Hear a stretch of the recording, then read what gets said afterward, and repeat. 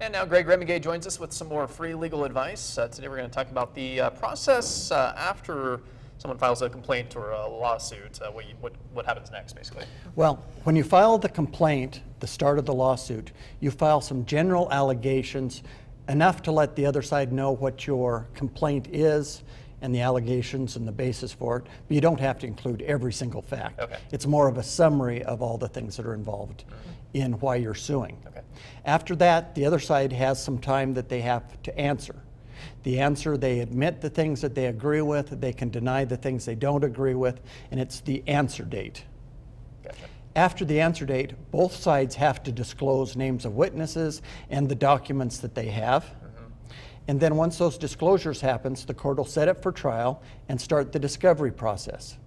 The discovery process includes things like interrogatories, written questions that the other side has to answer, Okay.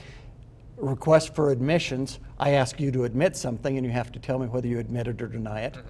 You have to produce documents, and I can do a medical examination. Okay. That's called discovery, and it's used to explore and find out what your case is about and all the facts and details. Typically, after the written discovery, the interrogatories and those types of things are answered, we'll have a deposition. Okay. A deposition is a recorded statement similar to what you would do if you were on the witness stand at court. You're put under oath, the other side asks you questions that you have to answer. Yeah. The typical deposition is used to try to find out everything about the other person's case and try to find out what type of a witness they'll make. Do you sound credible? Do you look good?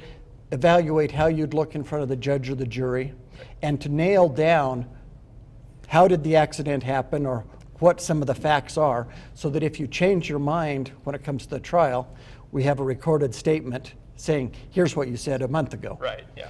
Then after you do the depositions, typically there's a settlement conference. Settlement conference, you meet with a third-party settlement judge, and he tries to get the two parties to think about their case strongly and decide if they can get it settled. Okay. If not, then it starts to go into the trial process, getting ready for trial, listing exhibits, and marking them and those types of things. I'm sure it varies a lot, but is there kind of a time frame from the initial lawsuit till deposition or the settlement process? A lot of that really depends on the court that you're in.